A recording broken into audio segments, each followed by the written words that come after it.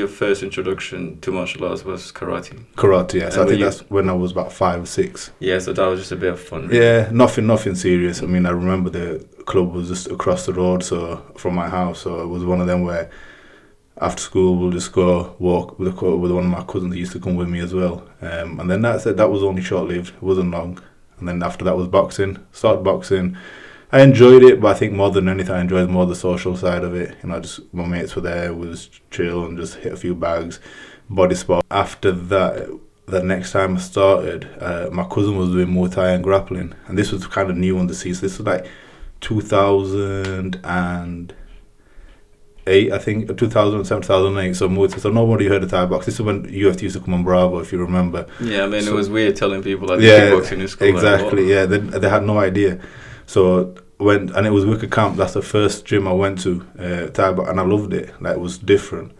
I was there for a while, and then my cousin, I used to go with him, and he had his exams, and his dad used to take us. So like, then we just stopped going through that period. Were you a teenager then? Or I was like 13, 14. Okay. So I was like year 9, so 14, yeah. And then I think for me, when I left school, I think that's when I thought, you know, I just want to just go into it. So then I know my cousin used to train with Brian Aiken, so he's from Sheffield. Was that a big grappling? That was a grappling side, and the Muay Thai, to be fair, I've kind of already with the Wicker Camp guys, so I've already been there. I've never been to Brian before, and then as soon as I left school, me and one of my friends, we just started training, and it was when people complain like, oh, we can't get training. We used to get a bus from Rotherham to Sheffield when we were 16, straight from school. We'd leave, go home, get changed, would go to Rotherham Town Centre, get a bus to Wicker Camp, or if a bus to Sheffield City Centre, depending, because we used to train at Wicker Camp, and there was Brian's place, which was Sheffield City Centre, and we used to get back at 9:30. You know, that's when people nowadays, young lads, you hear them say, look, you know, I can't go, you know, my dad's not dropping me off. Now, we were doing that for 2 years straight. I remember the first time I did grappling, because I was a pretty big kid always when I was growing up. I won't say I was huge, but I was big boned, and for me, when I got into grappling, I just felt like this is what I needed. Back then, like I said, it was new. Nobody knew about it. Was that with a gi, or was it just... No, it was traditional jiu-jitsu. No gi. Okay. It was Brian Aiken used to do it. It used to be grappling. Because he was one of the first first people in Sheffield to do it.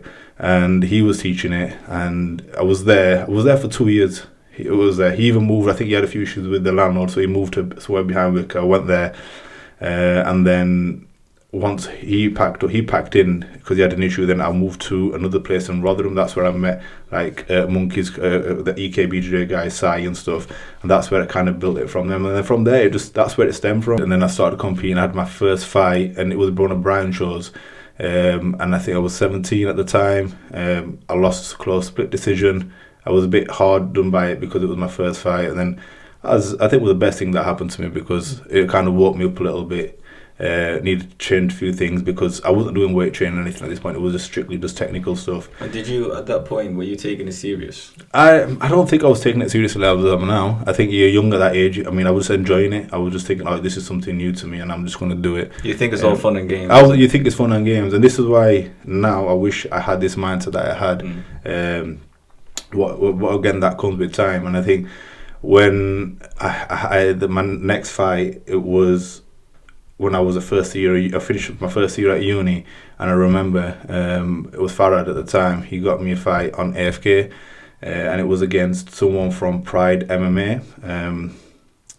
It was a Lithuanian guy. Was that MMA fight? It was MMA fight, yeah. And we come, and like I say, I think it was about 27. I was about 18 at the time. So this is another thing. So like when I first started, it wasn't like you have your junior divisions, this and that. Even when I was 17, I fought somebody who was 23. I started it out in 2011. That's when I proper started the MMA. That's like 13 years ago. When everybody knew it was cage fighting. Exactly, that's what it was, or UFC, and back then there was only one proper legit gym, like where everyone, and that was in Doncaster, Mambas. That's where like Sai and all them come from as well. So that's where you had your Tengus was there, Mark Daikizi when he first. That's where he was trained as well. Danny Mitchell, all them were there. They're all there. So that was the main place. People from all over would go there. You look at it now, you've got loads of gyms. So let's just step back a little bit. So you had your second fight at the age of 17. and that was kind of like the wake up call for you. Yeah. And I'm assuming that's when the switch happened, and you said, I need to start taking this serious. Yeah. So what did you do differently? So more reflection more than anything, because I knew I wanted to get back because I had a point to prove, and I knew I could do it. You know, like I know one thing with me is my work ethic. No one can ever put me down on that. But that second fight that I had, I knew there was a lot of improvement to be made. First, nutritionally, strength, because it went the distance, but I know like the guy was stronger than me that fight. So I thought, you know what, there's something wrong here. And I never touched weights before that. It was always like, oh, you know what, you got the technique, you got kick, you can punch, blah, blah, blah. That's what it was back then. That was MMA, like legit, like if you could throw hands and that's it. So I looked into it, got into my strength, got a proper routine sorted, good sparring, and it was, like I said, the fight happened. I knew I had a big point to prove. So like, I finished uni. I think the first year you finished early. I think it's like May you finished, and the fight was I think end of June, early July. So I was already starting camp. I think we finished in end of April. So I like solid 8 weeks. Whilst you were at uni as well? I was training at uni as well. But like once the camp finished, I was just 8 weeks in the gym, 2 sessions a week. And it was Sai was with us, so Sai was doing all that, doing all our preps and stuff. Was he almost like the main coach at that time? Yeah. So he was kind of overseeing a lot because John kind of left the MMA scene for that time, so that was the old coach. And then Sai kind of took over. Sai and Wardy were just helping me a lot. And he's very knowledgeable and experienced. Sai is a very knowledgeable guy. So like, and then I was like later on, Sai played a big part in MMA, and we'll come to that in a bit.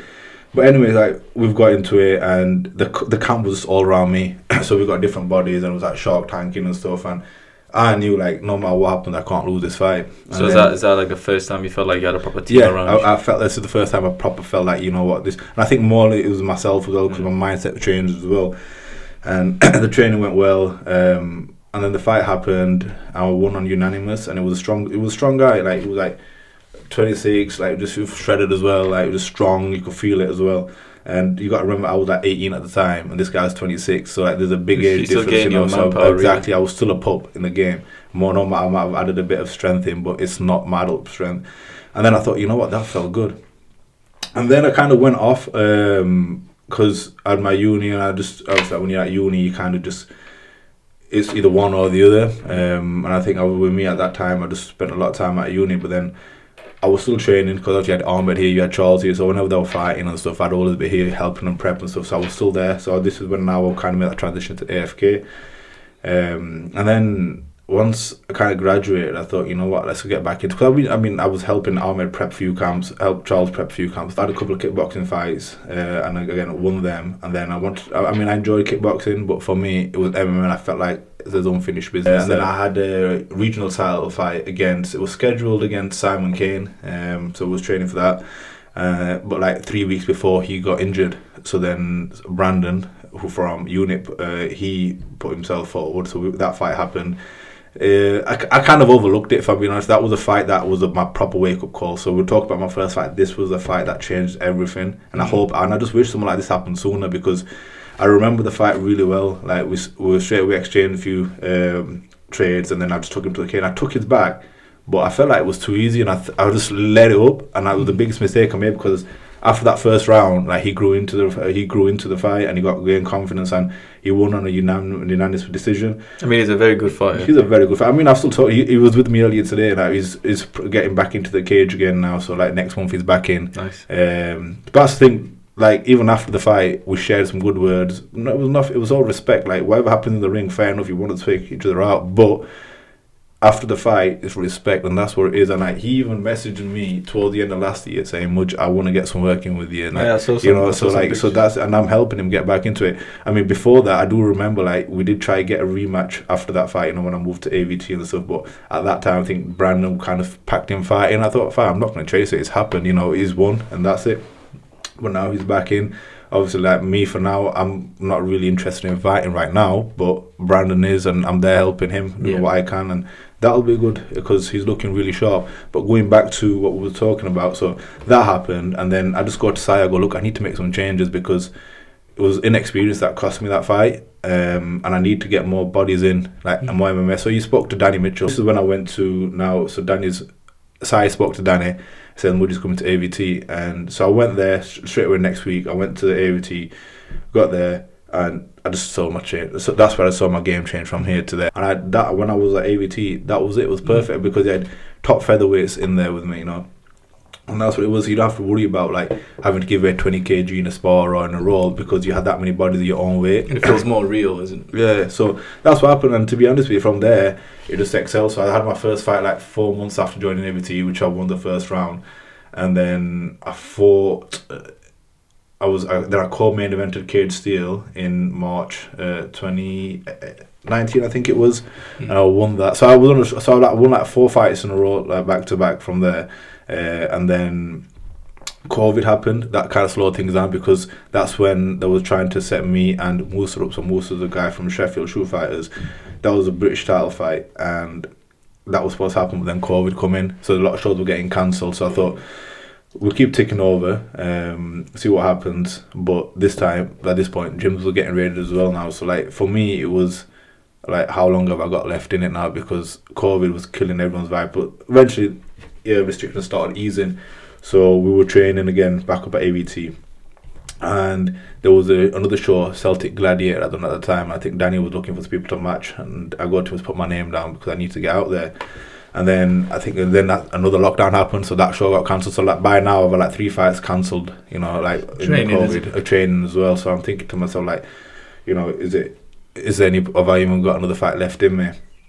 And then obviously like it come like 2021, Easter 2021, I think. Danny was saying, look, KSL have had a show. It was, you know, it was one of them like no people in attendance. It goes, shows all back on, we'll get you on the next one, but they're planning on now doing it back in Donny Dome, but if they don't, we'll just do it behind closed doors. I go, yeah, that's fine, put me forward. So was that supposed to be a title fight as well? That was the title fight, so that was again to try to get it back with Musa again. So spoke to Musa's team, Musa's agreed, and I'm like, yeah, that's fine, let's work. So we was training for that, and now it's about 2 weeks before the fight. I think it was a week before the fight, and then I got a message from Danny saying, look, Musa's, I think we got Corona or something at the time. He goes, but we've got a U replacement, and it's still for the title because it's still like, I think the guy was like 5-2 or something. And I go, yeah, that's fine, just put it through. It is what it is. And got in there, and yeah, like it was a bit, because I knew I was fighting Musa. I was doing a lot of like the cage wrestling defense and stuff, because that's what kind of fighter he is, like to fight stuff like that. And that's what we was basically working specifics for that one fight. So this has happened. So I didn't know really much about this guy. So like, and by this point it was only a week. So I don't want to turn around and say, oh, I didn't have enough time to prep, because this guy neither did. Because what Danny told me is this guy was also supposed to fight on a show a week after Cage Steel. But a week before, but his opponent pulled out or something. So like he was prepared, yeah. But like he then just continued the other week. But he was the same as me, like he didn't know who he was fighting. So that happened, and then it was a very good call, that, because it was the first show that Cage Steel had back on, and they like live streamed it live as well for everybody. So like thousands of people were watching it, and I watched that one on live stream. Yeah, was it on YouTube as well? It was YouTube, yeah, they live streamed it, and it was good because I had loads of people watching it, and it was good to be back in there. And I think it's crazy to think that you fought at featherweight. Yeah, looking at you now. That's the thing, because even like then as well, and this goes back to that fight, which changed everything to my second fight, where I went in 17-year-old up against like that 23-year-old, one of Paul Daly's guys, and I looked at him, and he was just like, it was strong, like you could just tell like he was just made at a proper camp and this and that, and that's what I thought, you know what, mentally, like you can win a fight looking like that, you know. And after the fight happened, I remember just going into my opponent's changing room, and he was like, you know what, like his coach turned around to go to me, goes, how do you make featherweight? Like it was like, I go, look at the weighing scales, you know, they don't lie. But obviously you were with me when I did the weight for that. Like it's draining, you know. But you've got to do it right, and if you want the right advantage, and you want it, you got to do it properly, and that's the thing. Did you remember how many kgs you put back on the fight? Yeah, I weighed 65.5, and then on the fight night I weighed 72. People local, like a lot of people's parents ask me like, Mujjy, like where can I send my kid? And I tell them, I go, look, if you want them, you send them to AVT. Like it's out of the way, but you send them there, because I've been there and I know how it's set. you have a wrestling coach, you have a boxing coach, you have a different jiu-jitsu coach. Like, that's what you want. You don't want one coach teaching everything, especially martial arts. Because I know, like, for you to be an all-round MMA fighter, you need to go to the best wrestling coach. You need to go to the best jiu-jitsu. And that's what they've got there. They've got specific coaches. Danny, obviously, and Jay, they kind of oversee everything. It's fully structured. So, but it's structured. You got your own boxing coach. You got this legit coaches, and that's what you want. And that's why I'd send them there. They've got a good curriculum as well. And I wish I did that, because before it was like I was with the right people, and what you said is you've hit the nail on the head. And I was with the right people, but it wasn't structured. That's what I was lacking. When I went to AVT, I seen it, and I just seen. Like, I saw my level just increase, even in 2 months. I just saw it just increase. Like, people then I'd go and I'd train with the old guy that would train. Like, yo, there's something happened here, like, in that short time, and I know it. I felt it. So going into these fights, going forward, like, I just felt like on top of the world, because I knew, like, now this is the best version of me. So how did you feel when you actually won that belt? I felt like everything that I've been doing, like, it's just come to fruition. That's what it was. And obviously after that, there were talks about getting a pro contract, which was on the table. So that was it for me. I thought I've done it. I think after that fight, I think I was ranked number 7 in the featherweight division. Is that what KC? No, Tapology and the actual. So that's the whole UK. And I think in the featherweight division, there were like 450 fighters. Oh. So I thought it was a big achievement for me. I was happy with that. And I thought, you know what, I've kind of done what I wanted to do in the amateurs. At this point, you've seen a lot of amateurs now going pro as well. And like, there's not much difference between them anyways. No, there's not much difference at all. So I thought, I'm not getting any younger. At that point, when I won that title, I was 28. I mean, I lost 2 years because of COVID. The whole plan was to kind of turn pro by 28. So Dom, he kind of reached out to me. Well, look, we'll give you a pro contract. Blah, blah. Gave me some good numbers. Then the contract was really good. Like, if it was 4 figures, and it was a 3-fight deal, and I was tempted to like go with it, but at this point, we've kind of then I'm expecting another child with my wife. So I just told Dom, I go, just ease off for a bit. Let me see what my situation is going to be like, and then we'll see. And then at this point, it's getting a bit like, who am I doing it for? And I think this is the thing that a lot of fighters are stuck in. It's like a limbo. Like, are they doing it for themselves, or they're doing it for somebody else? So it was a fight, and I was always asking myself, like, you need to fight, you need to go pro, and I did wanna, and I said to him, I go, yeah, let's just get it. But I think he was struggling to find me an opponent, and I just go to him, I go, look, if no one signed the deal at the minute, just leave it for now. Let me just focus on just what I've got going on and stuff. And at this point, this is when I opened the games room as well. So I had a lot of things going on at the time. So outside MMA, and I was still training. But when you're training just to pass time and you're training competitive, there's 2 different things. And I knew, like, if I was fighting pro, the last thing I wanted to do was train half-heartedly, because I've got another statement to make. So time went on, and I was kind of speaking to him. Like, when you talk to yourself and you think, like, what are you gonna get out of it? Like, now, what do you want from it? Is it worth it? And I just thought, you know what? For now, let's just close that chapter. Yeah. So it's a few months now, and it was a very tough decision, because something's a big part of me for like last 10 years. I'd say probably longer. And the reason, the person I am today, is because of that, because everything that's come with it, all the experiences that's come with it, all like the knockbacks, anything that's good come from it as well, or from my life. A lot of it's from MMA, because it teaches you discipline, So that's what it was. I made that decision, and not just MMA, but preparing for a fight. Just preparing for a fight, yeah. Just it takes a whole different type of like commitment. I remember when I fought in the Sheffield Arena, and one of the lads who used to train with us, like, he was such a talented lad, like, so talented in the ring, in the cage, when we were sparring, like, but like the nerves got to him. The nerves, like, he was there, like, in the back, and he's just there, like, oh, you know what, Mujjy, like, I'm feeling it. Well, it's the arena. I go, look, just be yourself, man. You're a savage, and just do it.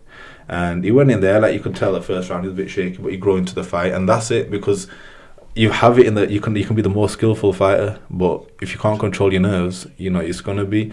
And that's what it was. And for me, when I made that announcement, I go, look, I'm gonna call it a day.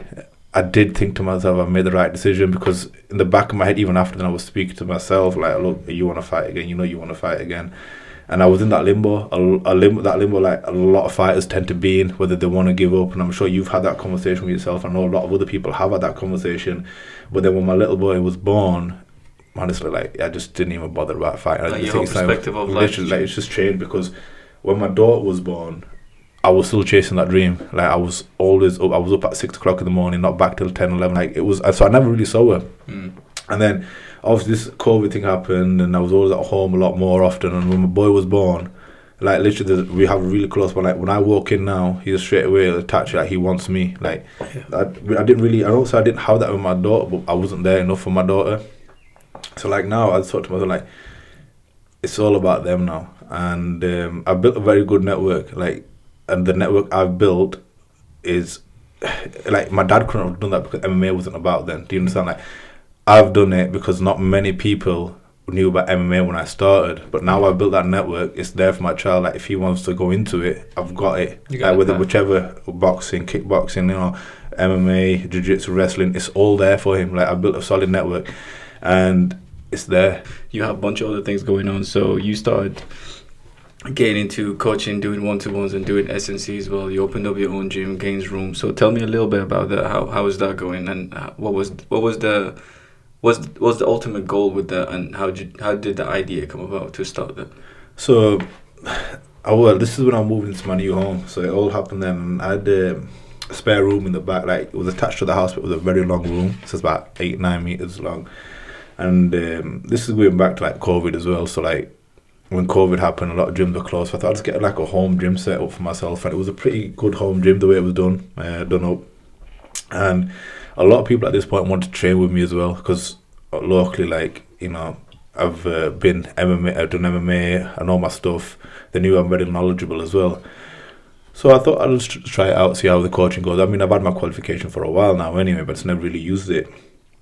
So straight away I put it up, and I was fully booked. Like, straight away, like, I would start getting a lot of interest, and because it grew really fast. It grew, yeah. And this was from my house, and I thought to myself, like, if I want to do it, I don't really want to do it from my house, because I was getting interest from people that I didn't know. Yeah. And last thing you don't want to bring anyone to your home. So at this point, I thought, you know what, let's just get a unit, get a place, and do it properly. And that's what I did. So I got in touch with a few units, a few people, a few estate agents and stuff, and they got me a unit not far from myself, so it's about a 10-minute drive.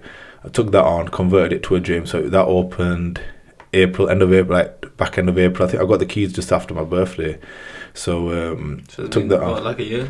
Yeah, it's been about a year now. Yeah, so just over a year. So I've been there and opened it up, and straight away, like, because I'm not at my house, I could kind of extend. And you could promote it properly, yeah. Because, and now we'll get a lot of interest. So like, straight away, it was fully booked, but this time it was to another level. I had like 40 clients. Wow. 40 clients, like, that was a lot.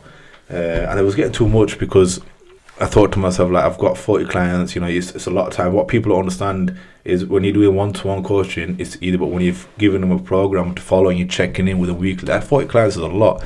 And this is obviously me still like new to the game, kind of seeing like how much I can take on. And then like a few months ago, I've kind of sat down, seen how many people I need, like what's manageable. So I've got that, and right now it's going well. So I've had a lot of like transfer with people like come to me. And obviously, the more you do, the more it grows, and the more people want to train. That's it. Like other day, I mean, I've had people coming from Bradford, Keighley, you know, like all over. I was doing online coaching. I had people from London. So I've had all sorts of people come to me. And that's what it is. The results speak for themselves. So I've had a lot of people have come to me. A lot of people come to me who've had no experience in the gym, and anybody that knows me knows that I'm against all these crash calorie diets and, you know, walking on the treadmill for days thinking you're going to lose weight. You know, that's not how you do it. There's more effective ways you can do it. That's what kind of I promote. And a lot of people that have come to me have seen that and know it's achievable. And what happens is they fall in love with the gym. They fall in love with the process. That's one of the main reasons you do it. That's why I do it. The thing is, like, for me, it's not hard. But for me, I've also been doing it for years. So when I tell someone it's not hard, they're like, "Oh, hold on, you're telling me I've been watching the TV. I've been, sat down for years." It's second nature because you've been doing it for so long. Exactly. That's what I mean. So that's what you also got to think of that. So you've got to like ease them in. But like anybody who's had my sessions will know they're brutal, and a lot of them do puke up. Like, but it doesn't bother me one bit because I need to get them out of their comfort zone. There was one. There was a pair, so I do like depending who it is, you can do one-to-ones or you can do group bookings. And one of them went straight to the toilet puking up, and I'm just there like, "It'll be alright." Is he going to be alright? You sure? I go, "Listen, it's nothing. Like it's nothing. Literally, it's nothing. He shouldn't be feeling like this. Like." Yeah. So it's come out and he's finished, and then he goes, "Oh, you know what? I feel better now." I go, the reason I told him, because some of them obviously don't know like how intense the session is going to be. I tell them not to eat an hour and a half, 2 hours before. Reason being, we do a lot of tests in the first session, like, and if they push themselves, how they should be pushing themselves, if they've eaten a half an hour before, that's coming straight out. Every plan has a template. So like, if you have a weight gaining one, there's a template, but then I'll tailor it to you. For example, let's say if you've got a bad knee, then you can't squat after substitute. So these are trial and tested programs that I've done myself, shared with other people as well, but then they'll be tailored to you. Like for example, let's say if we're giving you your diet, but you don't like salmon, we've got to find an alternative. So they're all specific. On top of your actual physical training, you also provided with nutrition. And is that something that how have you gained knowledge in that? Did you go on a course, or is it something that self-study? So I've got the qualification as well. So I've done that. I've done the qualification for a while, but a lot of it's self-study. For me, trial and error. For me, I think qualifications, it's just a piece of paper. That's how I see it.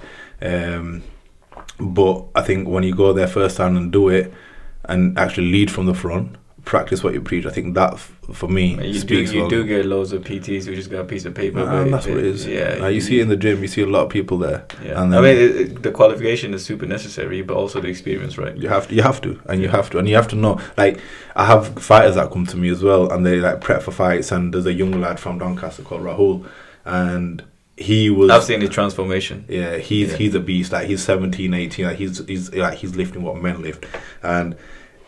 He to be fair, I knew he had more in the tank, so I go to him in the next session. Like, this was close to his fight, and I'll go, I'm going to jump on with you on the next session. And it was an air bike interval, so like 50 seconds on, 45 seconds off, 10 intervals. I've tried one of your intervals, they're brutal. Yeah, it is brutal. This one was brutal. I think the videos on Instagram as well, like, we both were just afterwards just knocked out on the floor. But I go, "Look, I'm going to do it with you to make sure I push you." And he goes, "No problem, we've done it." And to be fair, it was brutal. But that's me demonstrating to my guys that I'm not going to let you guys just do it and me just watch. And that's just an example. I get involved with a lot of my clients in sessions. I tell people all the time, I would never make you do something I haven't done or I don't do. Because it makes no sense. How could you make someone do something that you haven't tried yourself? Agreed. And so would you say that your main focus now is to obviously have clients who are not athletes and they just want to get fit, they want to get into shape, and they have their own goals? But would you say one of your main goals is to help like fighters specifically to get prepared for fights? And on top of that, do you also have you thought about the idea of doing one-to-one classes and MMA classes maybe to people? I think long term, my vision is to open a big commercial gym. That's the long term. So everything that I'm doing right now is setting myself up for something big. Basically, kind of seeing what kind of interest I'm getting, and so far it's exactly how I would expect it to be. I'd want to open a commercial gym, that's the thing, but I'd also like to have a room there as a studio, something that I've got now, so I can continue doing my one-to-ones from there. But I would like to open up an MMA gym, especially in Rotherham, because there's not really one. Because I compare it to places like I've been to AVT now, like, for me, that's set the benchmark. And so now, for MMA, I want to have like a proper kickboxing instructor, proper grappling coach. One of my mates, Brett, so was with us at AVT, and he's opened up one in Sheffield now. And to be fair, he's doing the same thing that Danny was doing, and you can tell like Danny's kind of tutoring him. So he's doing well. So he's got Adam teaching the striking, himself doing the nogi. So he's got legit, guys doing it, and that's how it should be. So what he's doing, I'd like to replicate that. So that's the kind of program that you'd want to be, or kind of structure that you want to put into your gym. So we'll see how it goes. I would love to teach kids, but like yourself, it's a full-time commitment. So yeah, and also there is no rush. I mean, it's not like you're sitting around waiting your time. You're building your clients, you're building your knowledge, and when the time is right, it's natural progress for you anyways. Yeah, so that's it. That's where I am with things. So like for me right now, it's continue building, and I want to open a commercial gym, and then also with that, like continue doing my one-to-ones, but have a fight academy there as well. So, what are some of your methods that you live by or preach to your specifically to your fighters that come to you? So, for example, I know you're really big on sprints, and I know when I speak to a couple of people, I mean, it depends on. It's almost like subjective, and a lot of people they don't like the idea of road work, and you know they wanna be a bit more scientific about it. And then you have other coaches who are really old school, and you know they don't really like the idea of looking into it so scientifically. They want to keep it simple and just keep it old school, and that works for them. So is there any sort of like philosophy that you have in terms of your training approach? I think you've got to move with the times. It's like, I don't know, a lot of coaches be like, oh yeah, but road work's this. Road work's good. I still do road work. I do 2 road runs a week, but that's 5 kilometers. But honestly speaking, I do not class it as a fitness session or my HIIT session. Reason being, you have to understand, for your body to improve its aerobic output, you have to be pushing yourself to your red zone. So like, you know, your heart rate's at 180, 170. I can run 5k with my heart rate about 120, 130, still having a conversation. Also, some days I'll be running and I'll be speaking to one of my clients as well, checking in. That is not a fitness or cardio session or a HIIT session. That's just me releasing endorphin. That's all it is. Just downtime. For you to improve your aerobic output, you want to be working at your high end top rate heart rate, so like 185, 190, then being able to this wide sprints is very good because you have 30 seconds on, and that 30 seconds off, what you're trying to do is see how much your heart rate drops by, and then go again. I mean, that replicates the fight anyways, because of course you're out there for three minutes, you're going 100 miles per hour, and then you have to slow down for a minute, go back there again. So it's almost like replicating the fight. So do you incorporate any sort of like maybe bag work or anything into your SNC sessions, so, or do you keep it purely weights and conditioning? I've got a bag at the gym as well, and we do, depending, but a lot of my guys kind of replicate that stuff at the gym, right? But we do replicate stuff like fight specific stuff. For example, there's an air bike one where it's 12 seconds on, 10 seconds off. It might not sound like a lot, but 12 seconds on air bike, 100%. I mean, that's like a hard flurry. Very fast 12 seconds on. Yeah. Sometimes it's that intense, they can't jump on in 10 seconds. I've got to give them 30 seconds off.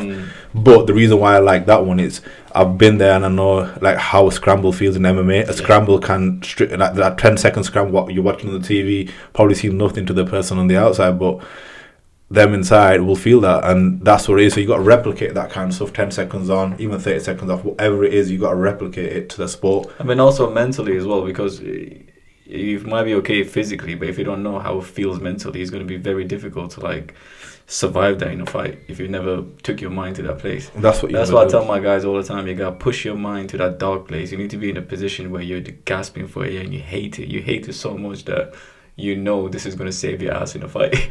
Agreed, 100%. So in terms of like, if you go back to the dieting a little bit, because obviously I'm assuming you're bulking now because you're trying to get to like, I don't know, 100 kg or whatever. So do you have like fighters that come in and say, Mujjy, I've got like 5 kilos to lose for my next fight, but I don't want to do it in a way where I'm putting myself at a disadvantage or cutting water away and whatnot. Is there any like sort of specific things that you recommend for fighters to do, say 2 weeks out of the fight or 1 week out of the fight, if they have like a couple of kilos to lose? Yeah. So it's not even just my clients, even the guys that I used to train with before, they even still reach out to me. I mean, I probably did, as in the featherweight, especially in the amateurs, I'm probably one of the biggest featherweights out there. So my cuts, I did them and I never missed weight. So a lot of people reach out to me, and I think with time, I think that's where the knowledge comes from as well, because you can read as much as you want, but until you put it into practice, knowing how you do it, that's when it hits. And all my guys, all my clients, especially the fighters, I talk them through it, like how to do it. I had one guy that was with me, and again, this comes down to lack of knowledge. He did one of the sessions with me, the pro boxer from Sheffield, and I could tell like his energy levels weren't where they're supposed to be. We're like 4 weeks out of the fight, and I go to him, I go, look, like, is everything okay? He goes, I've cut out my water. And I started laughing. I go, why have you cut your water out? He goes, oh, I'm X amount overweight. I go, listen, you do not cut water out 4 weeks from a fight. Whoever's told you that, whoever's told you that is giving you wrong information. I go, if you trust me? He goes, yeah. I go, well, you're not doing that, you're doing this. So I've gave him everything. He messaged me the day he made weight. He goes, Mujjy, that was the best way. That's my best weight cut. You know, and that's the small. Exactly, he was 4 weeks. Yeah, he shouldn't be doing that. Like anybody who's watching this and doing that, stop that. Like that's bad. Like 4 weeks out of fight, you should be 100% because that's when you're peaking in camp. The last 4 weeks when your condition should be ramping up and you should be going to horse bars. That last week, then cut your water out, do your water load, you know, do your fasted stuff because that last week is just technical stuff like light shadow boxing, light running, hard work done. When people, what I don't get is when people in the last week still try to spar hard, still try to add. You're not going to gain anything in 1 week, you know. Like your hard work's done. If you don't feel good in the last week, then you've had a shit camp. There's no ifs or buts about it. You're not going to learn anything that last week that you could have learned that you didn't learn in the last 9 weeks. You know. So that's what it comes down to. And I gave them that. And to be fair, that's what I'm one of them with my clients. I tell them all how to make weight. I tell them what weight they should be fighting at, what they are right now. Anybody can make a weight, but are they going to make it where they're going to feel comfortable? And that's something that I kind of preach to my actual clients that aren't competing, because I think a lot of people are fixated with the numbers and scales. Like for me, since I've stopped competing, I'm going to be honest with you, like I don't weigh myself. Right now I've been weighing myself because I just want to see how I feel at 90 kilo. I've never been above 85, so like I want to see how I feel at 90 kilo, and I think that everyone should do that, should experiment the body, see how they feel. But other than that, I don't really measure my kind of how I'm feeling through the weights. I could do it instead, like how vascular is somebody, you know, how is it aerobic, what's the resting heart rate like, what's their lifts like, you know, stuff like that's what you should be measuring it against, not like what your numbers weigh on what the numbers show on the weighing scale, because that can be easily manipulated. So I've got now people come to me, oh Mujjy, I want to be, let's say that 100 kilo, I want to be 80 kilo. I go, why do you want to be 80 kilo? Oh, I just want to be 80 kilo. Okay, that's fine. We'll get you to 80 kilo, but we'll do it incrementally so like we can stop monitor each time and you can tell me how you feel. So you're not losing strength. So we're not losing strength, so we're not doing it like a big drop. So like some of them will get to 85, oh, I feel good, I feel really good. I go, okay, that's fine. You remember how you feel at 85, but I'm going to get you to 80 because you told me you want to get 80, and they get to 80 and they feel like they're not with it, you know, they're always hungry, like they're this. You have to remember, like everybody's body is different. Like for example, let's say if I want to be 120 kilo, yeah, I'm gonna have to eat a shitload of calories daily, 10,000 to maintain that. That's not healthy for me. That's you understand? Where I'm not big boned, you know, I was a big featherweight, but I wasn't a big heavyweight, if you get what I mean. So like for me to be heavy, I've got to be ballooned up. Yeah. People are natural heavyweights. People are natural. That's the thing. So like you've got to see what your body's going to be there. Like everyone's body is different. Everyone has the potential to be something, but within means. So that's what it is. And I tell them, I go, look, like you, if somebody's 100 kilo wants to get to 60 kilo, but they've not touched 60 kilo in like 10 years, I'm going to tell them you're going to look ill. Yeah. And then for long term, like you probably won't be able to sustain it because, you know, your body's used to having so much and you need so much, because what a lot of people don't understand is, depending on your bone density as well, that adds a lot of weight as well to you. Like some people are big bone, with the mean big bone adds weight as well. So the diet that you give to the casuals, let's say, that just want to get healthy, is it really strict, or are you really big on strict diet? I just teach them how to eat. I think that's what it is more than anything. I teach them how to eat. It's not, for me, it's not difficult, but I'm saying this because I've been doing it my whole life, but it's not difficult. It's just understanding something. I think more than anything, it's the Asian culture. This is what it comes down to, because the Asian culture is they lack knowledge when it comes to food. Yeah. Like growing up, it's just like, if you look at the diet, like it's curry, you know, it's a lot of oily food. And you look at like the lifestyle of the Asians, how they are, they'll work late, come back, and then they'll have, you know, chapati and the curry, and that's a lot of oil and a lot of like carbs to sleep on. Yes. And what I tell people is, if you was to go fuel your car up at night, full tank it, just to park it back home, which is like half a mile away, would you go back the next day to fill it up again? You know, you won't, because you're already full. It's already full. Yeah. So what people do is they'll have that, they'll eat, and then they'll wake up and they'll have breakfast again, but they've still got that energy that they've had at night, which turns to fat. Just piles on. That piles on. This is what people, and this is what I try to educate. So I try to speak to them in a way which they understand. You know, anyone could talk scientific, But I try to speak to him in a way that they understand, and that's what it hit, and it does hit home. And a lot of people, not one person has come to me and not lost weight or not hit his goal. Yeah. You know, and there has been people that have been not struggling, but like not been following. And I tell them, I go, look, like, it's on you, like, you know, like the thing is, I can give you everything, but I can't follow you outside. You're not going to be treating yourself. I know what works. I've been in this long enough now to know what works. Is there one thing that people do, your clients do, that really irritate you, that you tell them not to? When they lie, I think, you know, so when it comes to food and stuff, like. But the good thing is, I have a few of them.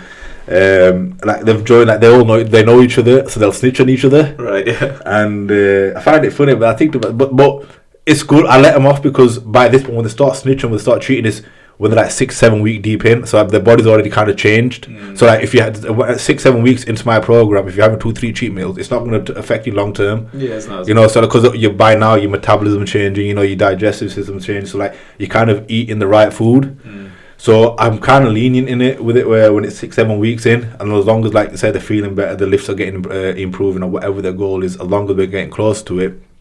But it's good because I have a lot of people that train with me, like, who know somebody else, and Mujjy, did you know he was doing this, or he was doing that? And what was one thing that they let you down with the most? Is it dieting or diet's hardest? But I think diet's hardest. But I think a lot of them love the training side, because the reason being, everyone who's trained with me finds gym easy because I put them through hell when they train with me. You know, like, you know yourself, like, if me, you could go to the gym now, we could lift weights all day long, because why? Because we've been used to working under a much higher threshold, or heart rates, I know, sprints, for example, you know, sparring. So this is nothing against anyone who lifts weight, but for me, weightlifting is easy. You literally just go in and you just move, all it takes is time. It doesn't feel like a session. It doesn't look exactly. Like, I have days where, you know, when you just fancy doing a bit of benching and just like when I do those sessions, that's like the rest days, really. Exactly. But somebody who's not been tested, not done the sprints, that's a session for them. You have to understand. Like, I'll give you an example now. Somebody who's been on the couch for the last 5 years, been watching Netflix, and goes up and down the stairs, is out of breath. Right. Why? Because he's not used to activity. But the more he does it, the easier it becomes, that he needs another challenge. That's how it is. So that you need to get yourself out of your comfort zone, which I tell them, and this is what I do with them with my sessions. When they puke up, I tell them, I expect you to puke up. But what you're doing is nothing that I wouldn't do. Right. You know, and like, once they get fitter, I'll jump in that session with them. I'll do it with you. Like, from the conversations I've had with people who've trained with you, and just obviously we know the same people, most of the same people, and just knowing you for the years, I know that you're really committed, and you're really dedicated to the things that you want to do. So I know for a fact that the clients that you have are very lucky, because it won't just be the case of you saying, I have this program for you, you go figure it out. So do you like you constantly check up on them? Obviously you want to check their progress, and I know just from knowing you that if someone comes in with a goal and they don't reach their goal, you're going to start questioning why is this the case, and you will try to make adjustments to make sure that they reach that goal, because that's just who you are. You like results. Who is your best client so far? Someone that you really, I don't want to make it sound like, let's not focus on a person so much, but let's focus on your best results so far. Okay, so I've got a few results. So I've had one of my first clients that came in. He was somebody that I went to college with. He messaged me and he goes, "Look, Mujjy, I've just got out of hand a little bit." And I go, "All right then." And he sent me a photo, and it was like back in college. He was in good shape, and he sent me a photo, and he was just let himself go. He was like working 2 or 3 jobs, family man, like excess 100 kilo, you know. And I go, right, well, okay, this is a bit of okay, well, let's get started then. So his was a good transport. In like 16 weeks, he's dropped like 20 kilo. I think 18 kilo he dropped, and he's like even now he's looking well. But if you want the perfect client, I've got one guy. He just everything I say, he's a robot. He just processes it. And has he got like athletic background? He hasn't. So he's like in his early 40s, mid 40s. So he's come to me just wanting to, you know, get leaner, and like to put a little bit of weight on now. So if I tell him to have, let's say, 2 eggs and salmon, bagel every morning, he will have that until I tell him to stop. It's about trust, isn't it? He the thing is that he's a robot. Like, and that's what you want with people. So how do you build that trust with your client though? Because obviously people know you, they know what you're about, they know, and it helps that the proof is in the pudding. It helps that you demonstrate it just by showing that this is what I could get to, and this is what I got to by doing what I'm trying to get you to do. But how do you build trust with your client in that initial stage? The thing is, the consultation which I have with them, it kind of speaks volumes. I kind of read a person, what they're like. I see what their experience is like. I first ask them why they want to do it as well, like, or they want to do it to get big. Because someone said they want to get big, like straight away in the back of my mind, I'm thinking they don't see the results in 2-3 weeks. They're gonna start. They're gonna start. You start like digging into that a little bit. So what do you mean by big? Like, yeah, exactly. Like, what is it you mean? And straight away, I'll straight away find out, because I check in weekly with them. So I'll see him weekly, and I check in on Sundays with them anyway, so make sure everything's okay. I had one guy. To be fair, he was following everything to the T. Like, he was doing everything, but the numbers on the scale just weren't going down. So I was a bit confused. I'm like, there's something wrong here. So anyway, I told him, I'm going to send me photos of every snack that you have. This is where if I've got a doubt something's going wrong, I'll get him to do that, but I can't do that with everyone because it gets really long. So I kind of trust him to begin with. But if it's not if it's not going where it should be going, then that's what I'll do. More. Then I realized, like, his mom was doing his cooking for him, and she was weighing the food dry. So, like, obviously on the nutrition pack, they've got the weight of each food, whether it's dry or boiled. So obviously, like pasta and rice, that expands, doesn't it? Right. So it's depending when you weigh it. So his mum was weighing the pasta dry, but like at 300 grams. So by the time it was both about 900 grams, so his portions are good. And I started laughing. I go, like, that's what it was. Yeah. And like straight away, he just changed that, and the weight was coming off. And he's lost like 12 kilo. Nice. 12 kilo in like 11 weeks. So it does happen. Like, it sounds like obviously it's going really well, and you're just 1 year in, and you're barely getting started, and the sky's the limit in terms of the gains room itself. And I know you've recently started your gains, the gym gear as well. The t-shirt that you're wearing, I've obviously got a bunch of those as well, and I know the quality is awesome, and I know you have like a bunch of ideas of other type of apparel that's going to be coming out. You start doing shows, and I need you to give me some shows for Axon, obviously. Yeah, no problem. Tell me about that. Tell me about this now. This is something that I know I can take to another level. Reason being, is it like, I feel like this is more like a passion rather than... Yeah, I think, and you're right.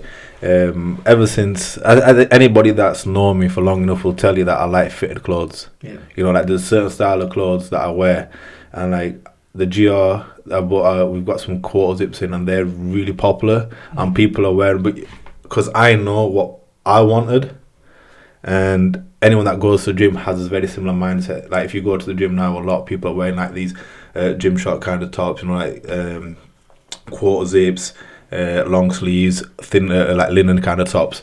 So that's what we went for. We started with that, see what kind of response we've got, and it's grown. Like, a lot of people, the feedback we were getting was really positive. It's growing in itself. I like the anime line. Yeah, so we've got the anime line as well. So we're testing with a lot of things. But like with the quarter zips, a lot of people. There was one guy that came in, that came into the gym, and he wanted to try one of them on, and he come back the next day and he's took every color in them, because they're very comfortable. And went live on May on the new website.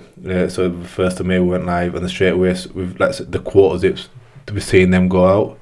So we've got a new range dropping now. And going back to where it started, it's because when I used to go to the gym, there was a certain style of clothes that I used to wear, and the thing is, if you got it right, you'll attract everybody. Yes. And with a quarter zip, I feel like I've got it right now, and anybody that does wear it, it's all doing positive stuff. Is that like, the best selling? It's the best selling. By far, it's the best selling. Is that the long sleeve or the short sleeve? It's the long sleeve quarter zips that we've got. They're the best sellers, and we're kind of restocking on the new drop soon, because most of them were out of certain sizes. So we're getting like I said, a new range of it as well. And have you got someone, a business partner? Or is it so I've started myself, but I've got some business partners that have jumped in on it as well. So they help with the website stuff, the photography stuff, and what the stuff. But yeah, so like it helps a lot. It helps me a lot as well, because I've got a lot of things going on right now. So I've got the gym, I've got that, family time, and it does get a lot. So what do you do to juggle all these things? I just wish there was more hours in the day, really. That's what I pray for. But you just make it work. And this is going back to competing. I'd love to fight again. I think I will fight again, if I'm being honest with you. I think there will be one last fight. But if it don't happen, it don't happen. But it'll come down to time, because I need to make sure if I'm going to do it, I'm going to do it properly. Because I do like go to these shows, the guys that I'm training and coaching. And then when I go to the show, I'm thinking, oh, I could have been there. It's one of them. Like, not only if you've been in the cage, and if you've been and you've done it, you know what I mean. And I really enjoy it. But for me right now, even if I don't compete, I just want to make sure that I have a lot of time at home, because your kids need time, and that's where my time. That's where I want to spend my spare time with them. They grow quick, and watch them grow up and don't miss any years. I see it, because like you look at sports now. There's a young lad from Rotherham, Junaid Boss, and he's fighting on Eddie Hearn's card, and I remember him when he was like 11, and his dad used to take him everywhere. Like, he was so invested. Like, as a parent, you have to be invested in your child as well. Like, a lot of parents now will say, so you go to boxing, go do your thing. I agree. Like, you got to let the coach do his thing, but you have to be invested. You have to know what stage they're going, where they're at. And he was with him. He used to take him everywhere. And like, now he's signed with Eddie Hearn. There's another lad from AVT, and I remember him when he first came, because he came at the beginning of lockdown. His name's Charlie Lynch, and he's a savage now. Like, he's one of the best featherweights in UK MMA, amateur UK MMA. And if you look at it, it's his dad. Like, his dad has been with him the whole way. Like, every session, his dad will just sit there and he'll just watch. Yeah. And he's with him, and his dad's got a martial arts background as well. Tyler kid, who was a multiple time world champion, and he's only 13 years old. Like, his dad was here when I did a podcast with him. His dad is constantly with him. Takes him to Luton to train like once or twice a week. Which is crazy, from Sheffield to Luton.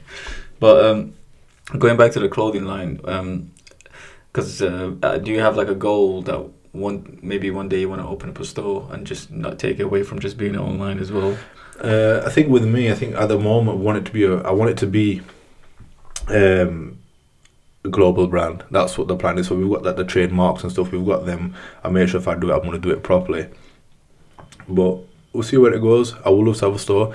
Like, I mean, there's a lot of gym as well that you design clothes for. Yeah, I know you do these for us. Yeah, obviously you do. There's a lot of fighters that come to you for their workout t-shirts. So yeah, so I do them. So that's a kind of a separate thing that I'm doing as well. But it is, and it kind of falls off that as well. So that's why I've got my hands in a lot of things. But going back to GR, the clothing, one of the reasons why I want to open a commercial gym is so you can start selling stuff from there as well. So I have a stall there, and I think we'll see how things go, because like you said, the sky is the limit. Yeah, I mean, it feels like right now you doing all these things as a setup for where the ultimate goal would be, and that's the only way to do it. Really, the last thing you want is open a big commercial gym, but you don't have the foundations, Yeah, I think that's what a lot of people do. I think a lot of people want to grow big too quick, and they think like, I'm doing it slowly, see how things go.